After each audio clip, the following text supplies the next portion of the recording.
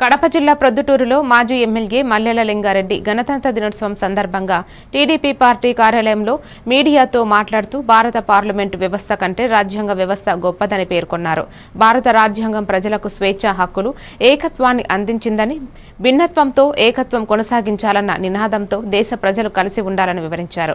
కార్యక్రమంలో తెలుగుదేశం పార్టీ నాయకులు కాంశెట్టి బాబు, దస్తగిరి, ఇతర కార్యకర్తలు పాల్గొన్నారు. శుభాకాంక్షలు తెలియజేస్తున్నాను. భారతదేశం 140 కోట్ల జనాభా కలిగినటువంటి ఈ ప్రపంచంలోనే అత్యధిక జనాభా కలిగినటువంటి ఒక గొప్ప దేశం.